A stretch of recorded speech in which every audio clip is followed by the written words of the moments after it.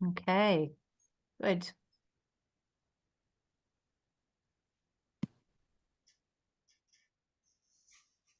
So we've got a couple people. Oh, there's Rayna. Rayna has arrived. Awesome. So we'll just take a minute or two to get people in.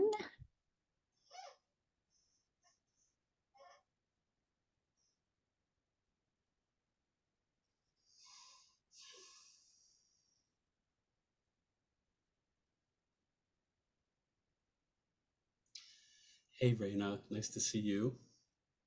And Maida, hi, I know you. And to everybody else, welcome.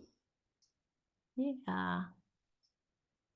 Yeah, Maida, I was so happy to see that you signed up for this conversation. Yes, I was really curious to see how y'all communicate this.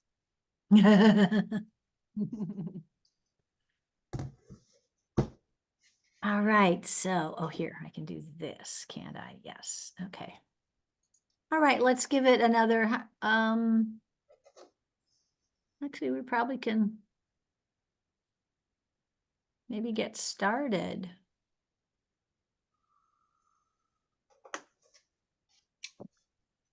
So, yeah, I think we'll go ahead and get started, and then we'll let people join as they come. Good evening, everyone. My name is Amy Skillman, and I am the director of the MA in Cultural Sustainability at Goucher College. I want to welcome you to tonight's conversation about the big question, what is cultural sustainability? And I also want to introduce Taylor Seitzinger, who is my colleague at Goucher, and she's our tech queen tonight, doing slides and tracking who's coming in. So before we begin, I do have some quick reminders for all of you. Closed captioning is available by clicking on the bottom of your screen on the CC button. I think you should find it there. We are recording this. So if you prefer not to be on screen, simply turn off your video for now. Then we hope you'll turn it back on when we start our conversation. If you like, you can put your screen on speaker view so that you'll be seeing the speaker and then go back to gallery view when we're all on screen together.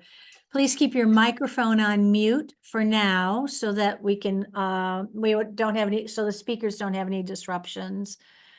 And I just want to say that these events are designed as conversations. With some opening remarks and a moderated dialogue. And then we do plan to open it up for questions from all of you. But because these are conversations, we really hope that you'll communicate through the chat function with each other. And if you have specific questions you want us to address about the program, feel free to put those in the chat as well, and we'll try to monitor those. I would say go ahead and begin by just chatting who you are and what drew you to the Max program or to this conversation tonight. So I will say that this is the last online webinar in our Spring Chat Fest series of online conversations about cultural sustainability. And tonight, as I said, we're going to explore the question of why cultural sustainability matters. Now, if you missed any of our previous online conversations, and these are the three that are on this screen right now, are the conversations that we've had this spring. If you missed any of them, you can access the recordings on our YouTube channel, which is Cultural Sustainability at Goucher College, and I think the link is right there on the screen.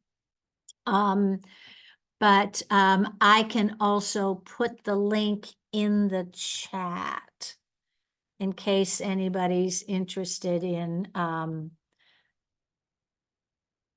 accessing that.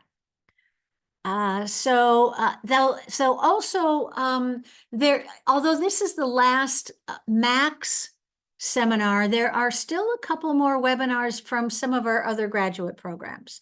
So if you're interested in looking at what the other graduate programs are offering this summer, I think that Taylor just put that link in the chat for you, so you can go in and see what else is being offered and get that on your calendars.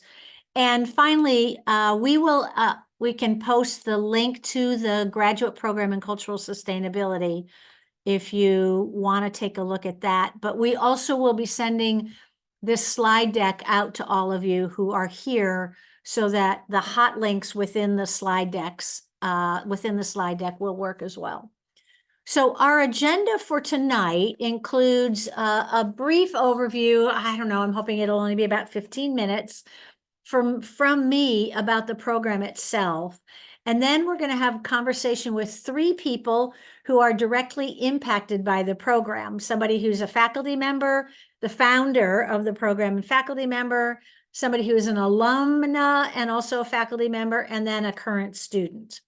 So, and then finally, after that brief conversation with them, to give you a sense of why cultural sustainability matters, then we'll open it up for questions from you. So start jotting down your questions in case we don't answer them. So first, a quick review of the numbers. You can complete this program in as little as 2 years, though many people take 2.5 years and some take 3. You can actually go as many as 5 years to complete the program. So the great thing is you can just go at your own pace based on what you're doing in your life, what's going on in your life. The degree requires 42 credits. Of those, 21 are required courses, and 21 of them are electives that you get to choose from a range of elective courses that are content specific, or management courses, and you have to take up to 9 credits of management courses that help you build some professional skills and make you a little bit more marketable when you leave the program and enter the workforce, if that's your goal for going back to grad school. Now, the last time we polled our alums, which it has been probably 5 years, I need to do a follow-up, but 87% of them reported working in careers that were directly related to their cultural sustainability degree. Those that were in other careers talk about the relevance of the degree and what they learned in the program to the work that they're doing, even if it isn't specifically in the cultural sector. So I think that's a pretty good track record of people getting work in the cultural sector as they leave the program. So we're going to dig into some particulars. Like I said, all the items on here that are in blue are hyperlinks. And we will send this slide deck out to you, and you'll be able to click through and go to those directly to those hyperlinks. But first, the curriculum, as I mentioned, it's 42 credits. And when you go to our curriculum page, you can scan the kinds of courses that we offer. The required courses give you training in building cultural partnerships. They give you an overview of what cultural sustainability is. And you take a course in cultural policy, which looks at what is a cultural policy from as small a unit as your family all the way up to UNESCO and the World Intellectual Property Rights Organization. So you learn a lot about policy that way. And then you also take critical perspectives in community-based research, followed by a course on designing your research strategies, your research design, and your research methodology. And then you get to choose from a whole range of electives, but all of these courses give you a way to apply a cultural lens to any kind of work that you want to do, whether it's in the arts, in healthcare, in community organizing, in museums, in education, and even in the social service sector, you choose your electives. So you could follow a track that maybe strengthens your humanitarian leadership skills, or paves the way for you to work in the public humanities, or even guides you to create your own career. I'll talk about that in a minute. A lot of our alums have designed their own careers based on what they've learned.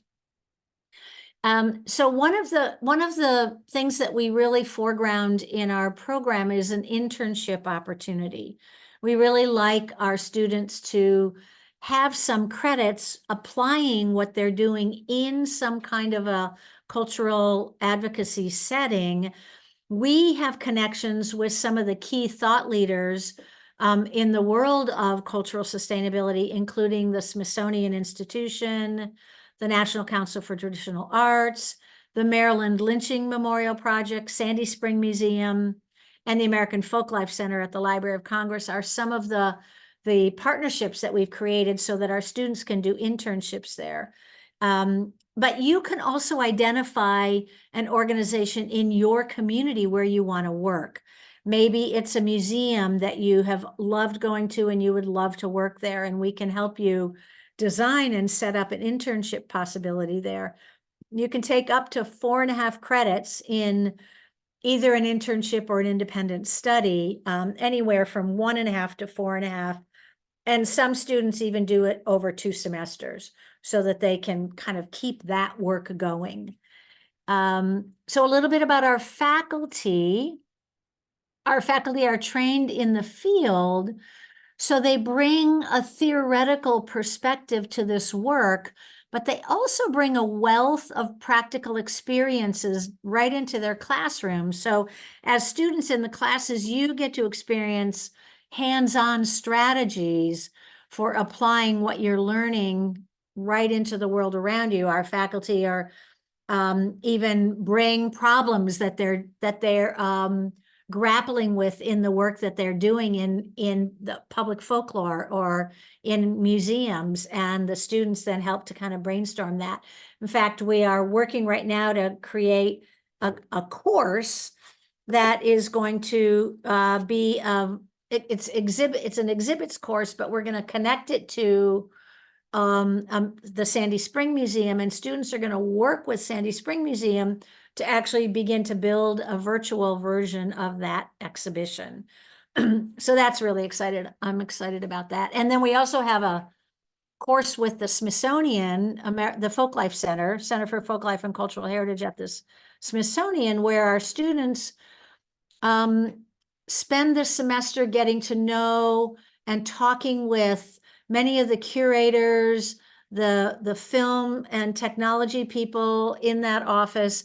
And then in the last couple of years, they've actually written articles based on their exploration that have gotten into the Smithsonian Folklife magazine.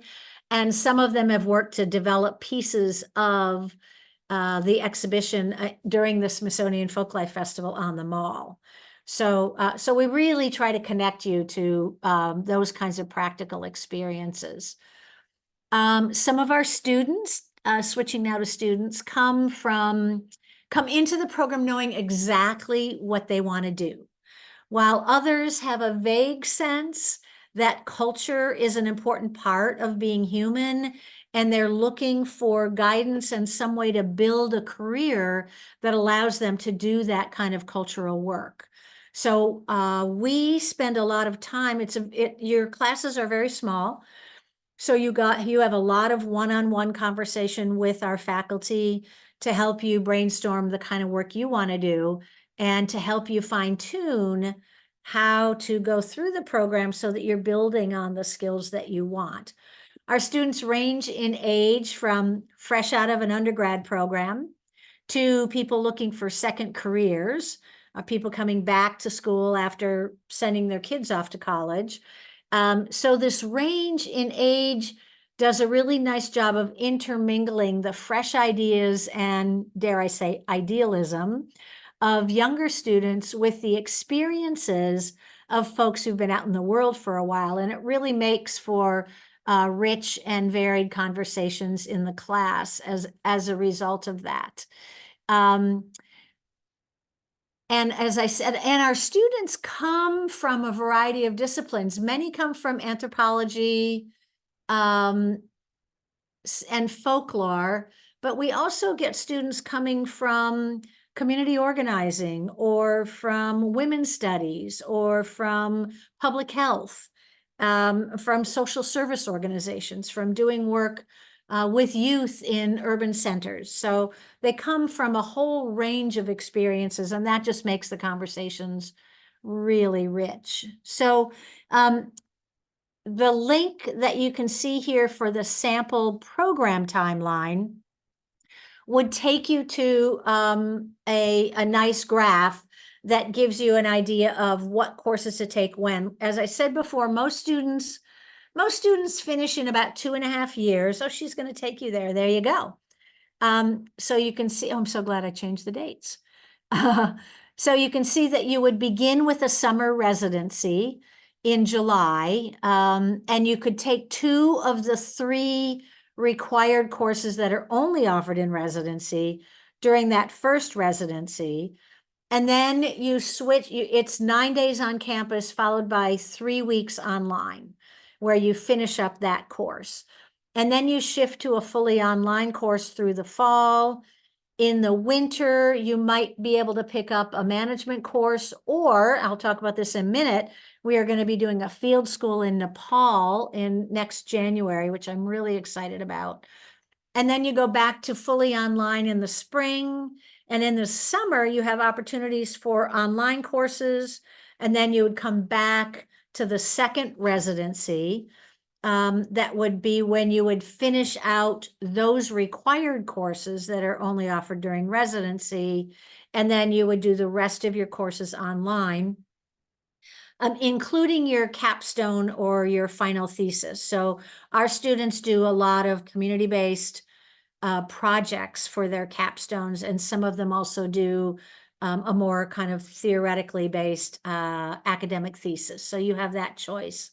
And throughout the time in the program, we really help you think through what that might look like, to the point where you start writing that proposal, you have a pretty good idea of what you want to do. So, so that kind of actually gives you a sense of our format, which was the next item. But as I said, you come to the low residency program in July, 9 days in July, on our 287-acre campus. And what's really wonderful about the residency is that you're face-to-face with students, you're face-to-face with faculty. We have meals together. You stay on campus. You might spend time in the library studying together. You really get to dig deep into personal conversations that are that help you connect the readings and the classroom work to the kind of work that you want to do. So so the format, I think the residency, then what happens is that the residency, because you've met people, you've made friendships, you've stayed up really late at night reading together or playing together, and then you go home and you're in online courses. And during those online courses, you now have a cohort, you have friends you can reach out to. And our students have, we have students who've been in each other's weddings. We've had students who have shared birthing experiences. So we have a lot of, there's a lot of camaraderie and a real community of practice that's developed. So the next slide shows you a chart, I think, of where our graduate students are working. You can see that 54% of them are working full time. That doesn't mean that 46% aren't interested in full time, but many of them are interested in part time. Or you can see that they are pursuing a PhD. We have had 4 or 5 students go on for a PhD. Some of them are volunteering. There's been a few that have gone for a second graduate degree, like a graduate degree in public health, a master's degree in public health, to combine those two together. And a couple of them are starting businesses. On the other side of the, oh yeah, oh, you're on the, okay, yeah, then go, that's good. Go to that. So this gives you an idea of where the kinds of jobs that our alumni are finding. Directors of folk life and community arts organizations, museums, as I said, some going into PhD programs. We have several that are tribal leaders in their communities, in their tribal communities, a number who are working in healthcare, doing community-based work in healthcare, event designers. We have a travel writer. We have 3 or 4 people that are working in study abroad and travel experiences, building sustainable heritage tourism experiences, and college professors even. So that's a good sense of our careers. Now, Taylor, if you can go back to slide 8, the next slide, I think, because that one duplicates the one we just looked at. Yeah. So I just came back in January from a site visit to Nepal to determine if it's feasible for us to do a field school in Nepal. And I went with the director of the Historic Preservation Program and the director of the Environmental Sustainability and Management Program. And the 3 of us just were amazed at the opportunities for this interdisciplinary exploration of the impacts of climate change on historic preservation and on culture, with a focus on how families and communities are responding. So if you go with us, it'll be a 2-week trip, and we'll spend some time in the capital looking and actually doing some hands-on restoration work with one of the temples that had crumbled during the 2015 earthquake. And then we'll go down to Chitwan to the wildlife preserve and do a safari, but but also meet with folks in one of the majority tribal communities or ethnic communities there, and the way that they're responding to how climate change is impacting the landscape around there. And then from there, we'll move on to Pokhara, where we'll do a 3-hour trek up into the Annapurna mountain range and spend some time in a really beautiful small village with that view in the upper right is the morning view from the place where we'll be staying. We'll see some festivals. We'll visit with a monk. It's just going to be an amazing opportunity. We'll spend a day with a coffee farmer family and probably help them plant some coffee trees and try the coffee and have lunch with them. A lot of really great personal experiences. So that's going to be really wonderful if you all get a chance to go. So I think the next slide takes us to our conversation with our guests. So our 3 guests are Dr. Rory Turner, who is the founder of the Cultural Sustainability Program, the brainchild behind it, and currently serves as a faculty member.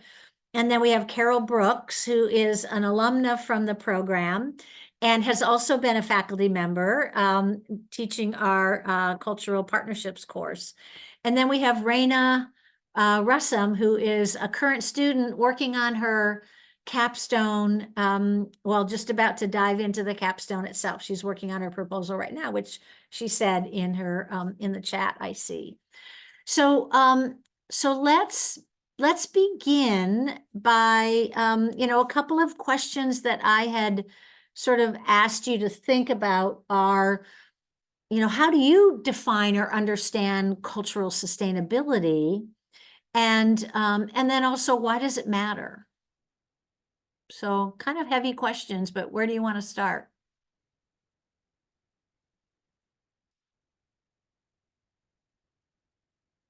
Rory, I'm going to call on you and I'm going to ask you to unmute yourself. Thank you. And I want to just personally also welcome all of you all who are on this call. And a special shout out to Maida Owens. Probably the other folks on this call don't know exactly kind of how spectacular Maida is, but Maida has been a leading voice in this country in really looking at the profound issues that are raised by climate change in relationship to culture in Louisiana, which is where she is located. But her lessons go beyond that, this is something we will all be facing. So I could talk a long time about cultural sustainability and why it matters. I think that I would say, first of all, that culture matters, and that we often, I think, don't necessarily fathom the depths of what culture is as part of the human condition, part of the human experience. We can talk about culture as some kind of an object that is the possession of people, of certain people. We can talk about it as something that is that there's culture, the arts and culture is a kind of elite creation. We can also talk about culture in terms of identity, and I think that's very important. I would like to propose to you that culture is a very complex thing, and it is a very deep thing. It is about the sort of fibers of our being. We are sociogenic human beings. We are shaped by the narratives, by the values, by the images that surround us, and that maybe we can create. Although often we find ourselves confronting images, narratives, traditions that are not our own, or that we don't feel are the ones that sustain us. So when you put culture and sustainability, these two, there we could call them keywords. When you put them together, I look at it as like the Large Hadron Collider, in physics. You put these things together, and something takes place. It's a lovely thing to have a conversation about, because everyone can connect with both of these ideas and often come up with really imaginative, important things to say about it. As Amy mentioned, I helped start the program, and one of my aspirations was to convene a conversation about what cultural sustainability, what it means by having rich interactions, by having a diversity of participants, by having a sense of the depth of culture. I sometimes think of culture as a field within which we are human with one another, and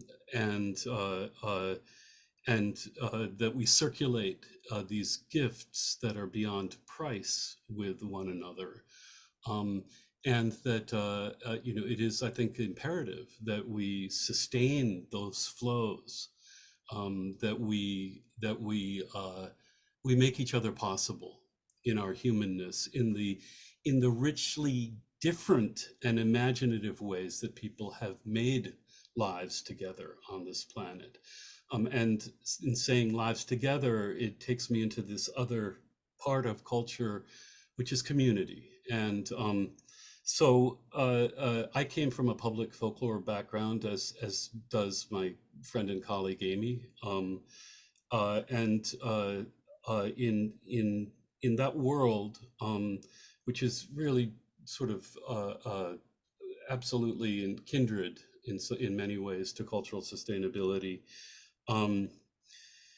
we realized that the kind of paradigm, the model of uh, uh, experts doing research on people to extract knowledge from them and then convert that into either academic capital through academic publication, or through the exploitation of people commercially, and the analysis of people as objects was problematic.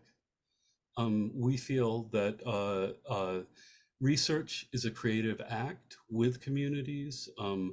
We espouse perspectives that are based in and akin to participatory action research, if some of you have been involved with that. Um, and we feel that that our goal is for people who are cultural sustainability specialists or actors, um, that they're responsible to have a deep knowledge, not a superficial knowledge, not just the knowledge that you can get from statistics and data, but the knowledge that you get from shared experiences, living with people, and honoring and recognizing them as fellow participants in the ongoing creation of a world. What kind of world will that be? Is it going to be a sustaining world? And I think of this term sustainability in terms of its roots, literally and figuratively. Sustainability is what holds us from underneath. So how do we sustain what sustains us? And how do we work in such a way that there's not one story, but many different stories, and that people are empowered, have the power to make their vision of the world possible in a way that is compatible with a diverse world. So one of the things that I explored when beginning the program was, well, what kinds of things do people need to know in order to take action effectively?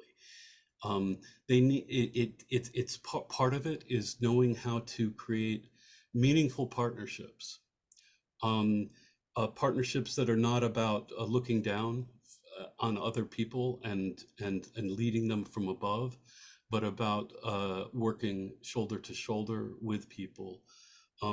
Part of it is, and so leadership is a very important part of our curriculum and how we think about culture. How do we work meaningfully and ethically in relationship to communities and to the traditions that have and the aspirations that they have, looking forward and looking back.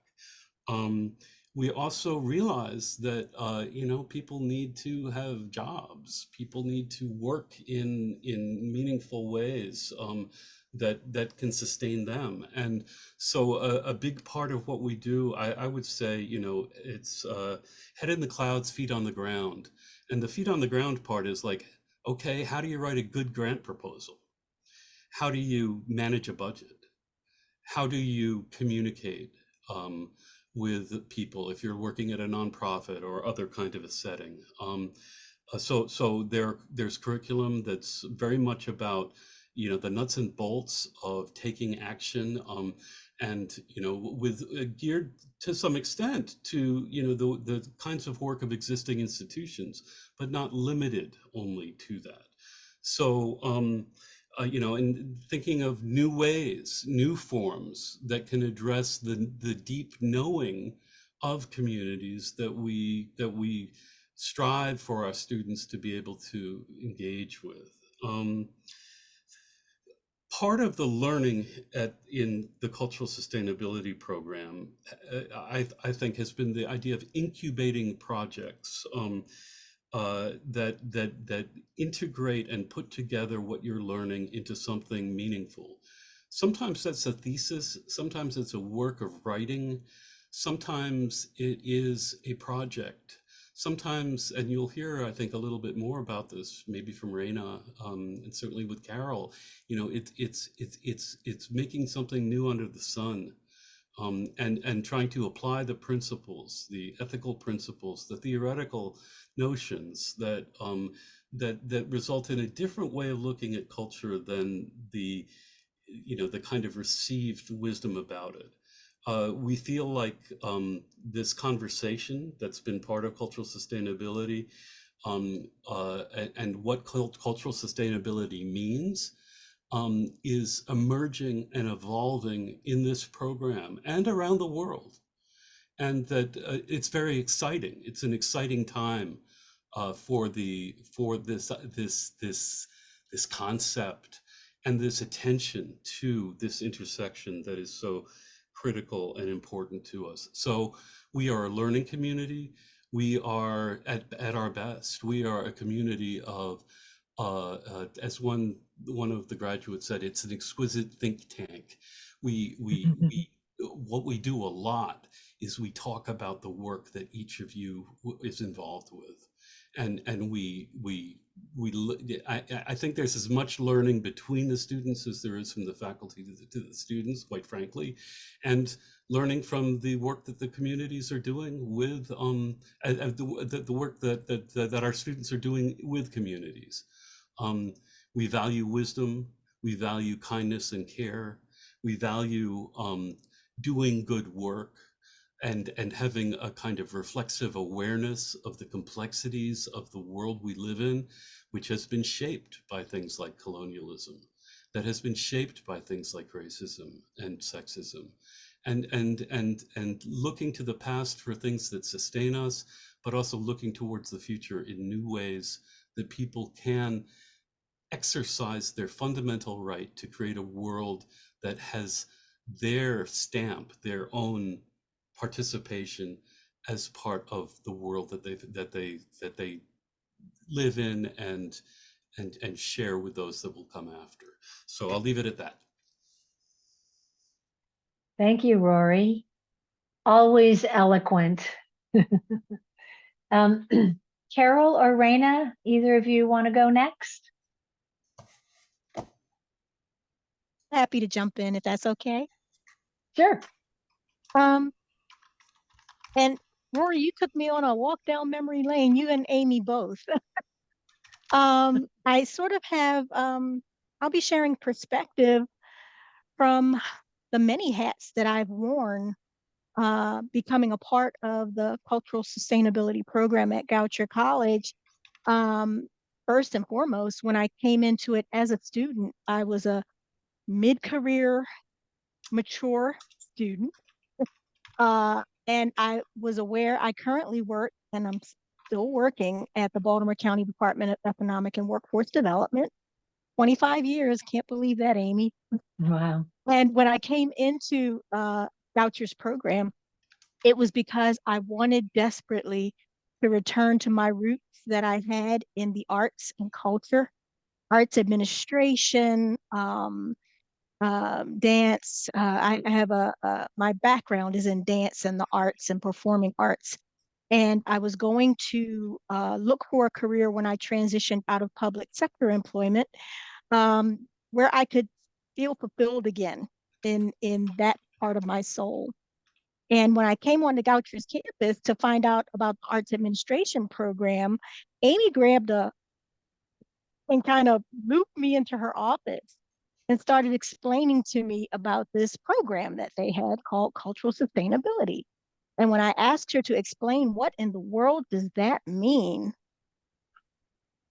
I I was completely confused and completely excited all at the same time, because I was able to tie not only my passion for culture and the arts and wanting to get back to a place where I could um, work in an environment where I was surrounded by arts and culture, but I could also couple my love of working with people and my years of working in the public sector, to create this beautiful tapestry of learning situations that I took to my public sector employment and bringing issues of cultural awareness and cultural sensitivity into a very uh, toxic workplace, but also to do a better job of how we interact with the customers who are coming into our centers for assistance and for help.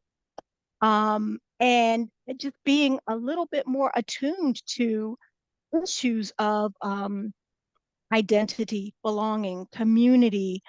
um, I After I finished the cultural sustainability program, I went further to venture on to study issues of diversity, equity, and inclusion. So I expanded my studies so that I did understand concepts of ethics and bias and cultural sensitivity, cultural awareness for my own personal growth and development. And when you invest in your own personal growth and development and you change your perspective, the world around you changes, your work environment changes, your family dynamics change. And so I will always remember the words of one of our instructors, Roxanne Kamani, who says, it's not about what you're doing in the world, it's about who you're being in the world. And that became my mantra. So however I coupled together everything that I learned in cultural sustainability program, it goes with me wherever I go. Um, my capstone project was based on, as Rory was mentioning, he talked about all of the concepts of identity and community and uh, cultural dynamics among cultural groups and things like that, and environmental. There, to define what culture means was one of the best exercises in the program, and we question that and we talk about that every day. I remember we did a word cloud in my class, and everyone had a different definition of what was included in culture. And what I have taken that to understand was my entire journey through the cultural sustainability program has been based on my search for a sense of identity, my own identity, and my own identity very specifically because of the erasure of African American ancestors from the history books, and specifically my father's um, uh, accomplishments had been erased from the annals of history. And I found this community of people who were trying to preserve the stories of African American elders while we still had them with us. And so that was the impetus of the Intergenerational Griot Project, which I launched actually while I was in the Vouchers program. And my capstone continues as I have now parlayed that into working with a small museum under the gentleman who I studied during um, my Max program. His name was Louis Diggs, and he was a historian in Baltimore County who literally documented 40 African American communities in Baltimore County. Without his work, the stories would not exist. Um, and we were able to fortunately launch a project to digitize oral history interviews that he had conducted 30 years ago with his elders of the African American community at the time he started in his cultural preservation efforts. And they are firsthand sources of hearing the elders' voices from the African American community. That if Mr. Diggs had not recorded them, we would have we have lost those records completely. Um, Fast forward, we did get all of his oral histories. There were over 200 of them. After we were able to get them all digitized, our next step was to move into a project where we could incorporate these oral histories into the communities from which they came. And unfortunately, Mr. Diggs passed away during the course of our project. So I'm giving that background because there was a sense of urgency in my project because I knew the frailty and the advanced age of the population that I would be working with in trying to capture these stories. However, um, I've learned a lot of ethical considerations in doing this kind of work in the field, in that um, we really only have agency over our own stories. We can help people to tell their stories, but it's very important as a cultural worker to make sure that people own their own narratives and that people are given the tools and the resources, and you build capacity in communities and in cultural groups for them to tell their stories. But we do not have the agency or the authority over how they want to present themselves or how they want to be represented. And that was a very uh, um, kind of a difficult lesson to learn, because as I worked with Mr. Diggs all of these years, we had a vision in mind of what he wanted to do with these stories. But now there's an entirely new board with an entirely new vision of if they want to interact with these stories or not. And so it becomes a whole new development of cultural partnerships, new visions, new ideas, new possibilities, and new challenges as far as how do these people want their stories represented? How do we engage their descendants in the telling of the stories? And so I'm saying all of this to say to you that it's very important to be as much of a broker in the cultural groups and a good partner in these groups as it is for you to carry the weight on your shoulders yourself and try to do the work on your own. Um, but I did launch the Intergenerational Griot Project. I'm excited to say that that spawned into an additional project with my father's descendants of folks who were members of my father's military battalion, the 320th Anti-Aircraft Balloon Brigade. And I was honored to meet the last living member of the 320th Anti-Aircraft Balloon Brigade. He lived in Pittsburgh, 6 degrees of separation. One of my cousins is close friends with him. And so, you talk about divine intervention and the reasons why we do what we do. Sometimes we're driven by our personal passions, but it's what we're supposed to do. And Mr. Parham, Henry Parham, passed away a few years ago, and his widow sent me his funeral programs and things like that. But they are looking to dedicate a veterans hospital to the memory of Henry Parham. And Ms. Parham and I are working with several organizations that have come to the table to make it a larger tribute to the 320th, to all of the members of the 320th.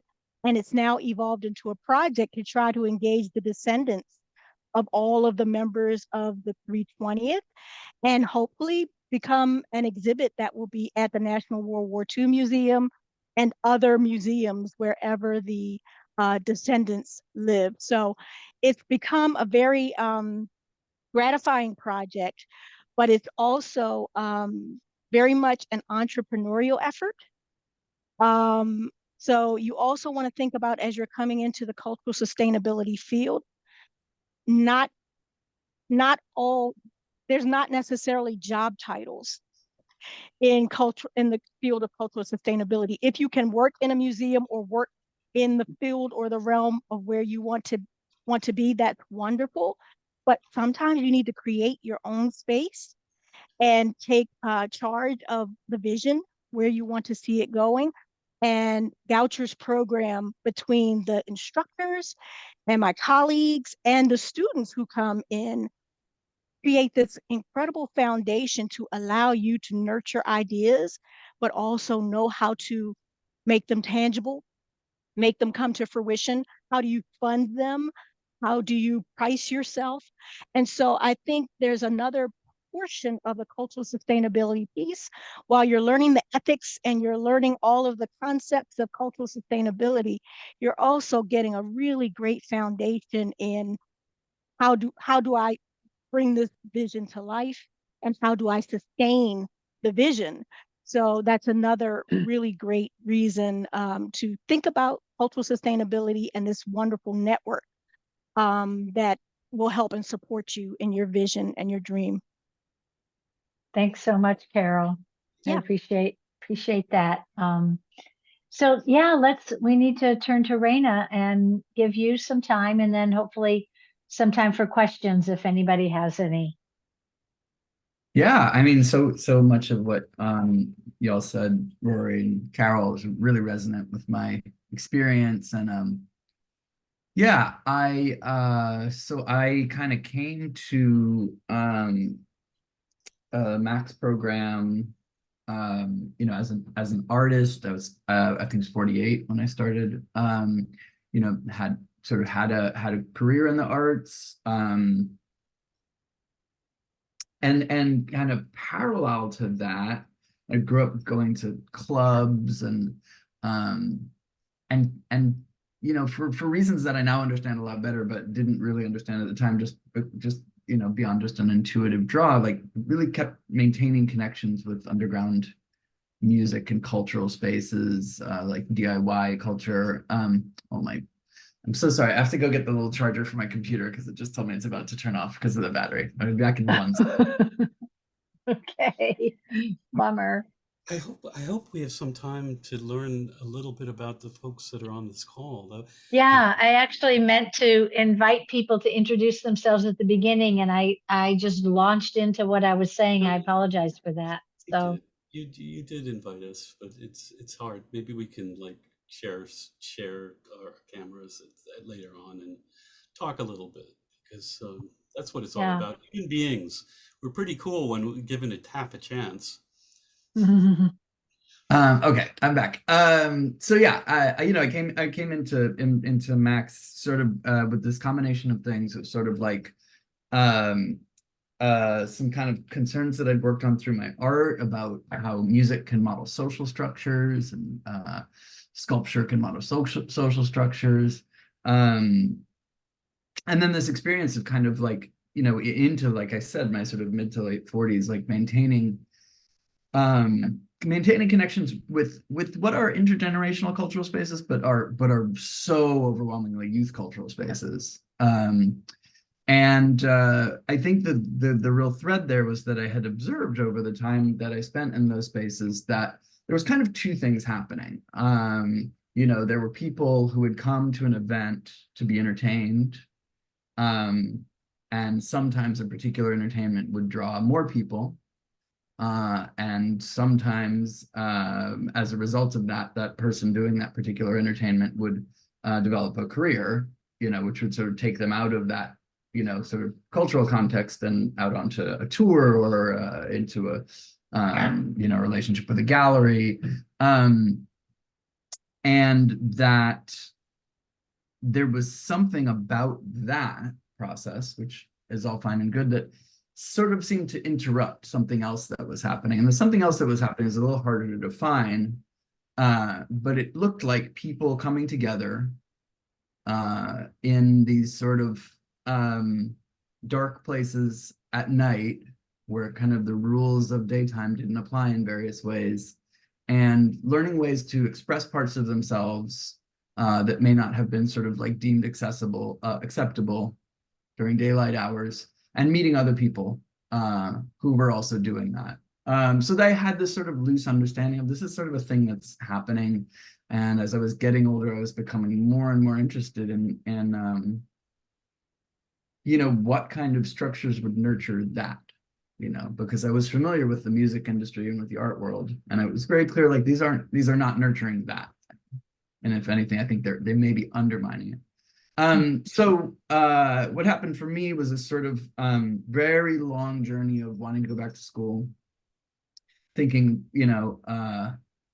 is anthropology what I want to do? I'm interested in just sort of studying people, sort of getting guided through things I was drawn to reading, but well, it's actually folklore studies, and then getting introduced to public and applied folklore, deciding, okay, I think the degree I want is public and applied folklore. I live in New York City. I'm not moving away, so I either need a program that's in New York or I need an online program. And through Google searching, what happened, I found the Gaucho site and saw this phrase, cultural sustainability. And instantly I thought, well, that actually sounds like exactly what I'm interested in, because that's what I'm talking about. Like, these are these cultures, they are operated upon extractively by industries, and just in the way that like resource extraction sort of undermines ecosystems, this cultural resource extraction is undermining cultural resource cultural ecosystems. And so, of course, what happened is, what I found out is there's a whole bunch of other people who are also thinking about this, and have been writing about it, and have been talking to each other about it for a pretty significant amount of time. So that was a really remarkable experience for me, because it sort of shifted the thing from, well, this is basically things I'm observing. I've found some things that might refer to this, but these are basic things I'm just observing, and move that into like, this is actually something that people have researched rigorously and thought about a lot, and also expanded across a really wide range of cultures, like you were saying, Carol, like, what does culture mean? So for me, what became very important was specifically the experimental artistic culture of transgender people. As a trans person for whom experimental arts had always been like a very critical practice. I think what happened for me and Max was that I started to be able to move from something that was very personal to something that became really about creating community and building community, and start to see the ways that like my personal experience was part of a bigger picture. So I had founded this organization, Voluminous Arts, I think in 2020, so a couple years before I came in to Max. I founded it initially as a record label, because I had this idea that a record label might be a place where community could happen, through kinship, through shared ideas and music. And, for most of my time in the program, it's been this sort of parallel thing of doing courses and kind of really embedding myself in the coursework. I will say, like, it was 25 years between graduating undergrad and coming into master's, and I thought a lot about it. So, like, I really wanted to be in this program with sort of all of my being. And it's been really amazing to just sort of really take advantage of everything that's on offer, like every professor that was like, oh, if you want to talk about this, we can talk. Like, yes, I do want to talk about this. Okay, there's a residency at the Smithsonian, I'm doing that. There's an internship opportunity, I'm doing that. I interned at the Smithsonian Folklife Festival last summer in this program called Creative Encounters, Living Religions in the US, which really just, I was in my element, and really amazing experience. I got to work alongside Michelle Banks, really brilliant curator, and also a graduate of Max program. Right. And so, over the time that I've been program, again, that combination of sort of academic courses or theoretical approach courses and the sort of practical program courses has been sort of nurturing my work in this organization. This has been this back and forth conversation of getting better at writing grants and starting to move into getting grants, getting to understand, well, what are some structures that actually help multiple stories, multiple voices to come into the picture? What does it look like to listen for the needs that a community is expressing without being able to put them into words? And it's really complex work. I think one of the big things is that a component of this culture that I'm working with is that it's not legible through kind of a lot of the lenses that both academia and funding use. It kind of requires weaving its own methodologies, and a lot of the sort of perspectives that come from course reading have like helped me kind of participate in that. And now it's sort of coming together. I mean, it's a really rewarding thing that now coming together, doing my capstone, what I'm doing is creating a strategic plan for cultural sustainability and community engagement at Luminous Arts, my organization. And so those two things that had been kind of going parallel and in conversation with each other are now kind of really formally coming together. I'll just say a few things like, I really found a home in this program. I really found people who, sort of talk the way I talk, and value the things I value. Another thing, Amy, you encouraged me after my first summer residency, like go to the American Folklore Society annual meeting. It was another thing that's just like, yep, okay, I'll do that. So I really built a pretty expansive network in the field already, even before graduating, and one that is connected to this like, extremely kind of authentic component of what work I want to be doing. So I'm pretty happy. I'm pretty excited. I'm pretty tired. I just submitted my draft capstone proposal like 20 minutes before getting on this call. But yeah, I think in every sort of semester, I've had an experience of like being challenged to the point where I'm like, I'm not sure I can do this, and then kind of drawing on support, just moving through assignments, moving through papers, and then coming out the other side and just feeling like I've just learned something new. I just grew. Every single semester I've had that experience. So, hoping the capstone will be a big one like that too. And I think that's what I got to share. Thank you so much, Rayna. I love that both you and Carol have talked about, starting with either starting with the personal and then discovering its kind of broader application, or starting with the kind of broader application and then realizing it's really about your own identity. I mean, I think a lot of being in grad school is about figuring out how to be the best person you can be as you're being that person in the world, right? So, so do we have, so Terry posted a question in the chat. Anybody else have, and I think Rory answered it, or is responding to it. Oh yeah. It's a question Anybody? you gotta live into, as the poet Yeah. says. Yeah, it's a Even the deep best question. questions you can't answer, you have to live into them. Yeah. Yeah. I'll just say one other thing about that. I responded in terms of I mentioned you, Rayna, and Stacy, and the question is this question around, is how do you stop from just kind of getting absorbed into one discipline and one perspective, and how do you keep balance? And I think one of the ways that I see happening in the life of our program is that you guys, in your interactions and your colleagueship, ventilate each other's ideas. So it's not like you're living in a silo, and also see like common threads. But I did want to add that there's also like a kind of body of literature and material that we look at that is, some of it comes from anthropology, some of it comes from community arts work, some of it comes from community development work, philosophy, a lot of different things together.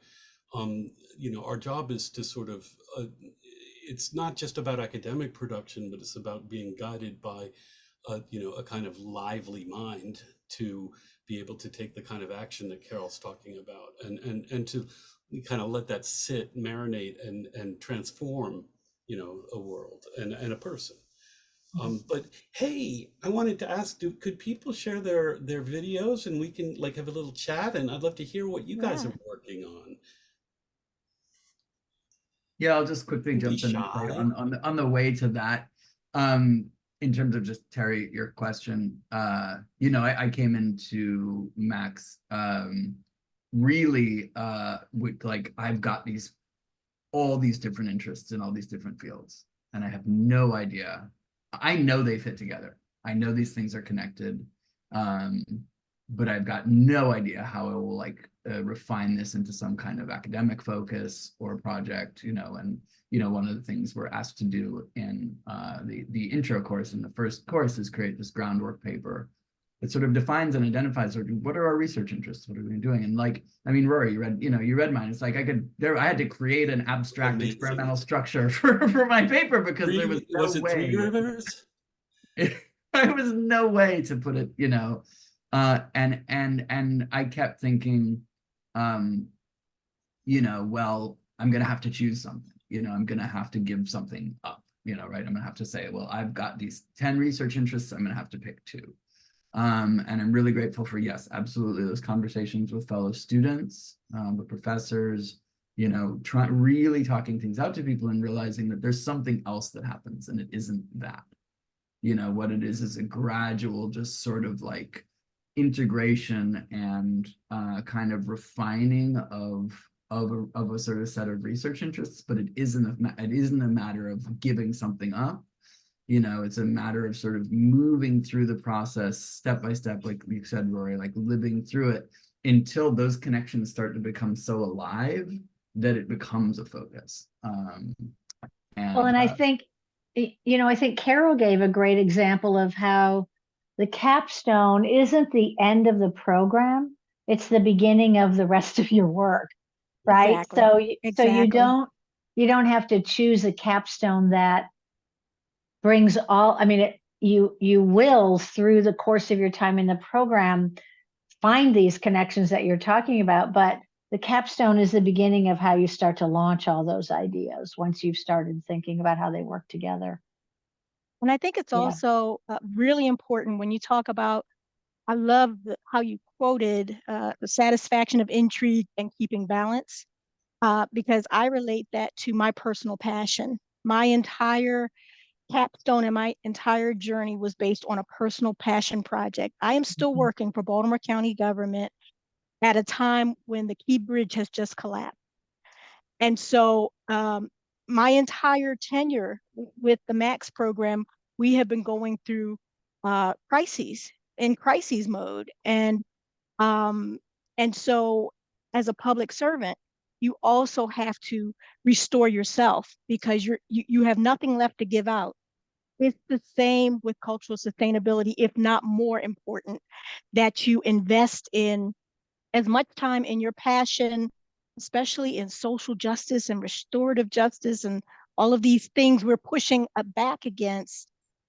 It's equally as important that you invest in yourself and creating moments of curated joy simply for yourself, balancing the push and the struggle and the passion with enjoying the people you are with and the life that you're living. So it's just really important to find that balance between your passion and between yourself fulfilling your soul as well. Yeah. Denzel or Kaylin or Kai, do you have a question or a comment?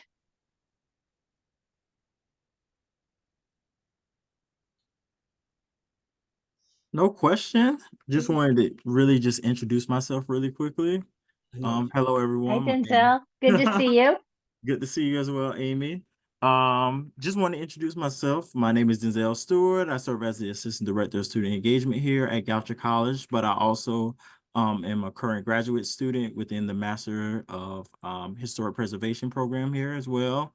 It just was a really great conversation. I'm glad to be here. Carol, Rayna, it was excellent hearing your background and hearing how you got into the MAX program. I'm really interested in the MAX program as well. Working in higher education and just thinking about all the different cultures and how each institution of higher education has its own culture, right? Whether it is a PWI, predominantly white institution, or historic Black college and university, or Hispanic survey institutions, or tribal institutions, right? All of them have their own culture, and all students create that culture of that institution. So just figuring out how culture and higher education work together and how students can create that culture on campus. That's really cool, dude. Yeah, great. I'd love to. Thanks, Denzel. We should talk sometime a little further. you know, yeah, there's also, it's like, and culture is constantly changing too. Mm-hmm. The Goucher of today is not the Goucher of 10 years ago. Absolutely. It's not like better or worse, it's different. Yeah.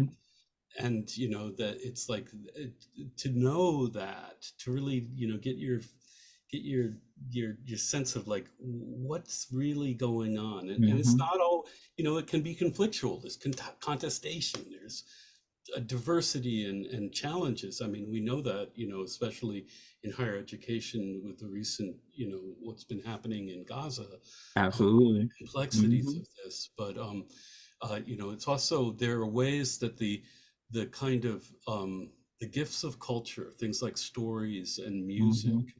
dance and food, you know, these kind of channels within which people can come to know each other better and appreciate one another in important Absolutely. ways, so that, you know, it becomes a different kind of relationship. Mm-hmm.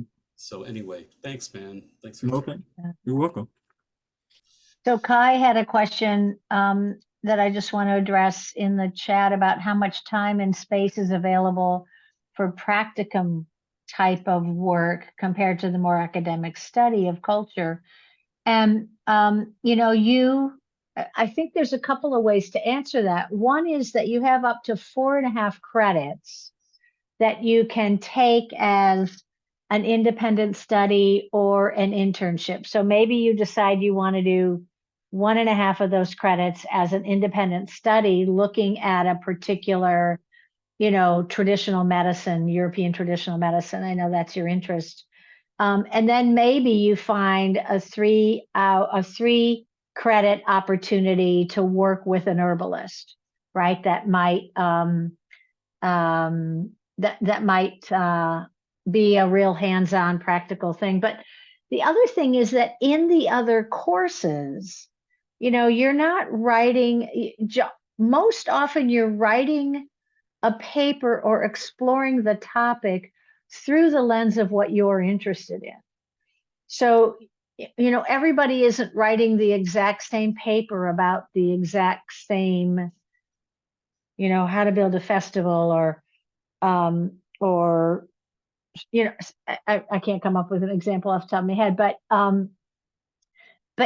in those courses, you're able to use that time to continue to do research and build and develop an idea that maybe you've started with and that you want to explore in cultural policy, or when you get to cultural partnerships, and you know, how do you create a partnership that actually creates the sustainability for those herbalists that you want to work with, or you know, can you take the spirituality course and build something there? So anyway, you know, I just want to say that it's 4.5 credits that you can actually officially take as an independent study or an internship, but you can also keep the thread of your interests going throughout many of the courses.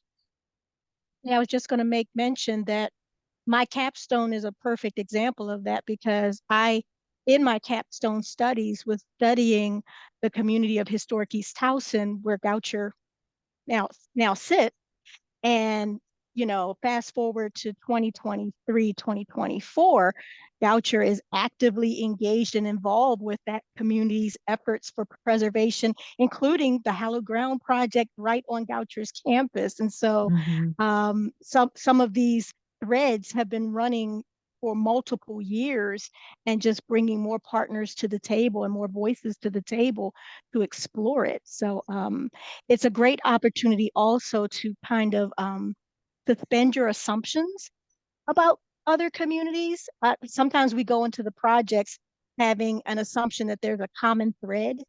At least I'll speak for myself. I don't want to overgeneralize, but I assume that there was a common thread between me and others in the African American community. And while I did find some commonalities, I found so much diversity in the group that I connected with. So it's a great opportunity to expand your mind as you learn about other Yeah. cultures and other practices as well. That sounds so cool, Kai. I mean, just sort of thinking I'd love to learn more about this, and the kind of thing that might we might sort of invite you to work on would be what would it look like to help develop a community of people that are interested in exploring the kind of uh, this forgotten culture in some ways, although I don't know enough about it to say that definitively, but also to draw on the wisdom and the ways that these techniques, practices, and knowledge were had value for people, um, not necessarily only from a scientific standpoint and only from sort of effectiveness, but as a way of being in the world. But maybe it would be starting a nonprofit, so that would be Mhm. a way to help draw visibility and resources and opportunity for this for this tradition that maybe it's just what we need, looking back to move forward as Right. the Sankofa in the African tradition. Mhm. Terry asks about talking about the library and our connections to obtain documents, media, lectures, books, and et cetera. Our library is part of an interlibrary loan system. So even if you are not on campus, you can borrow books from the library and they'll mail them to you. You can also do the search on the library and find out if there is a university library where you live that you can check out because of the interlibrary loan relationship that we have with other libraries, especially other university and college libraries. So, I know a lot of our students have kind of, like we have one who lives in Seattle and a couple in California and a couple in Texas, and they can't get to the Goucher Library, but they can work through the Goucher Library to get connections to the university libraries where they live and access books and documents and things like that there. Having said that, we have a pretty good library and we have a pretty amazing special collections that when you come to campus for the July residency, it's real easy to get a tour of the library. And in fact, you get some library training while you're here in your first year, in your first classes. So hopefully that, Rory, did you have anything else you Yeah, wanted to just add to to add it? a little on that, just to piggyback on that, with a Goucher student ID and password, you have access to the databases that Goucher has subscriptions to, and you can even connect that to Google Scholar if you use that search engine, and it affords access to PDFs, through that. We also, encourage and introduce people to these research tools like Zotero that also can be helpful. So it does, Goucher's databases are pretty darned good, but it's not like the Library of Congress. It's not everything, but it's a lot. So you'll have tons of access to material. Yeah. Also, all the readings and courses are very, very good. Yeah. And we encourage our students to check out the bibliographies of the readings that they're doing in their courses to go even deeper with some of that material. So That's what I had just put in the chat. And I also wanted to mention that you can also access our capstone papers yeah, through Goucher system as well. So if you're interested in more information, and we are willing participants, if you have questions, I do have a email address. I'm happy to chat offline if anybody had questions or wanted more information. I'm happy to follow up yeah, via email as well. good. Yeah, me I too. just put MD, if you Google mdsoar.org, that'll take you to the Maryland Shared Open Access Repository. There are several colleges in the area that have repositories there, but it's pretty intuitive. You can click on Goucher, and then you can click on Graduate Works, and then you can click on Cultural Sustainability, and you can search there by name or topic, or just poke around and see what you find. So, Kaylin, I'm so happy to see that you joined us tonight. Thank you for joining us. Do you have any questions yourself? I want to find out what you're up to, multimedia maven. Yeah. Yes, I'm sorry. I was trying to unmute. No problem. Yes, this has been informative. I am still hoping that I can start in July of 2025. My interest and passion is for the Black history of this country.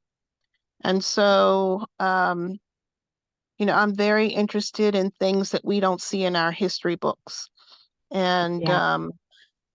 I've covered a lot of places like slave cemeteries and the cemetery of the colored regiments from the Civil War and things like that for stories I did for CNN, as well as stories I've done for Black magazines that I write for. And so my interest and passion has always been with that. My background is television, but also museums, because I was also a program director at a house museum. And that museum helped to preserve African and African American folk tales. And so Cool. my passion is always toward the African American history. And I'm very concerned about what's not being put in the history books and the books that are not allowed to be read anymore and things like that. And I want to make sure that our history isn't lost. I really love documentaries I've seen on like the Black watermen of the Chesapeake. Yeah. And things like that. I saw that with you guys at your Maryland lynching Mm-hmm. session that you had. And so things like that are extremely important to me. Yeah. And so those are the kind of things that I want to do, but haven't really narrowed it down to exactly what. But I just know that all of those types of things are of interest to me. Yeah. Great. Thank you. Amy, can I tell Kaylin about Alicia Hinkle's work? Sure. Yeah. There's a current student who's working on her capstone now, Alicia Hinkle. She's a teacher in I think Sherman, Texas. Yeah. Yeah. And she's been Sherman was the hometown of a man named William Durham, who was one of the important lawyers in the desegregation of education. And she's been doing historical research on Mr. Durham. She's also but it's part of a larger vision, right? So she's creating a curriculum for her school, and she's going to pilot that and then potentially expand it out further within Texas and building a network of people in doing that. Also, using our oral history as one of her key methodologies, and that's something that we, is really important to students. I know that's been part of your work too, Rayna. And also, like, really, but one of the real interesting things is that doing this kind of work can be a cultural act in itself, right?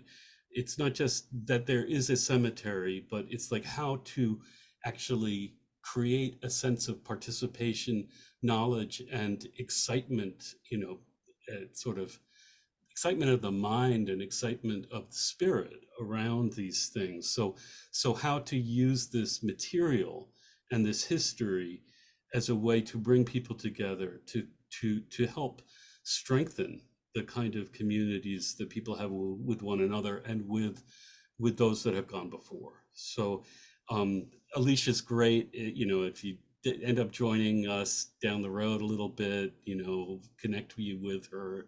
Mm-hmm. And that kind of work. So it's an example of the kind of thing that can be done. So starting with this, and we talked about earlier, life is a series of projects, is it not? I mean, I think you've done, sounds like you've done some amazing things. And then the question is, what is the next project, and does it get me where I want to go? Does it do the things that is the expression of who I am in the world in a meaningful way that can be a gift to others? Well, and that is definitely part of it. And the other part of it is, I want to do something I'm passionate about, but get paid for it. Yeah. I don't want to volunteer for this, Yeah. And so that's another concern of mine. It's like even though I'm over 60, I I still want to work, and I still want to do the work that I enjoy. And so I'm hoping that, I liked seeing what you said were some of the jobs that people have taken from having this degree, because I absolutely want to put it to work and get paid for it. Mm-hmm.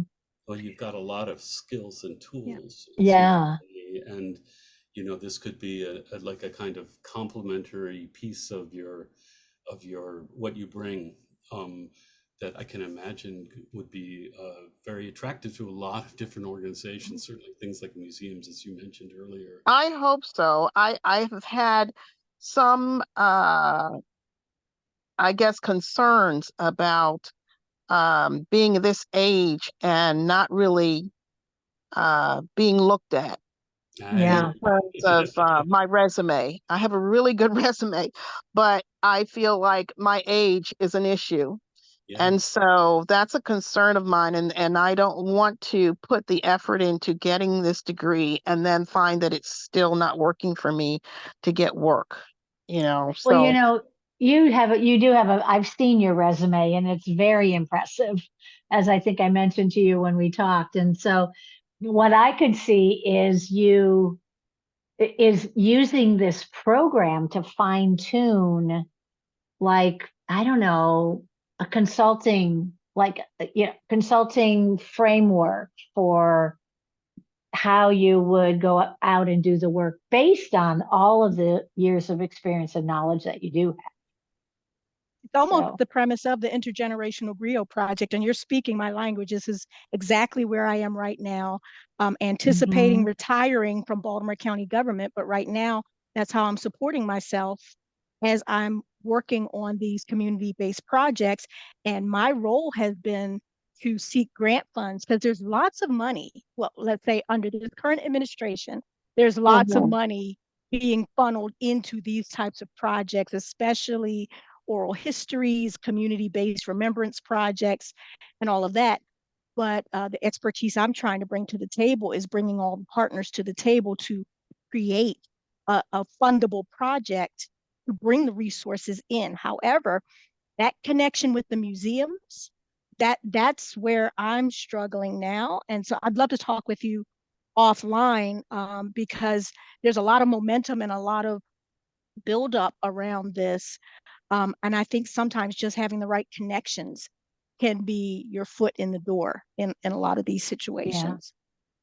Yeah, and Yeah. I definitely would be open to talking to you also because of your work with East Towson. My mother is from East Towson, and I feel she just did an interview.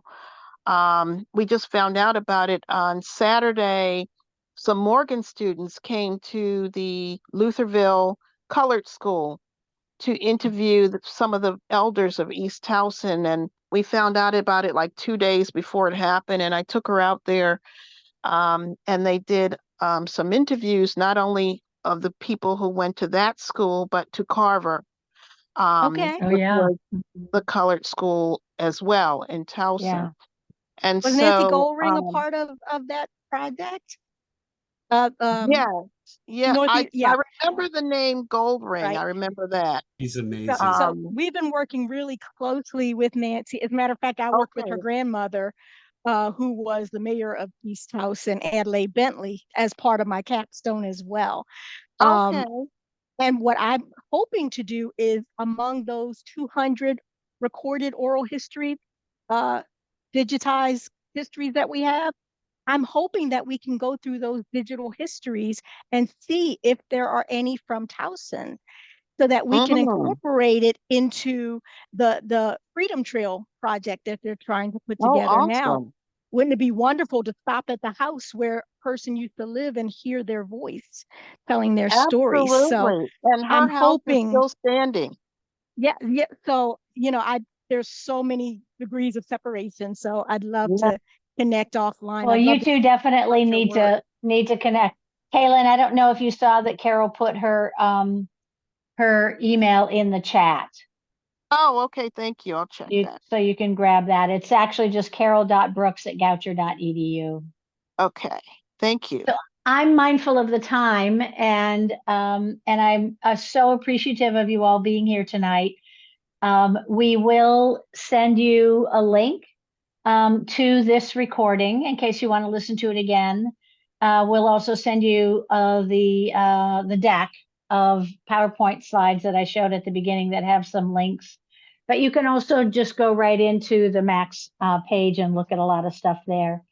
Please reach out to Taylor Seitzinger, who actually has her email right there on her square, taylor.seitzinger@goucher.edu.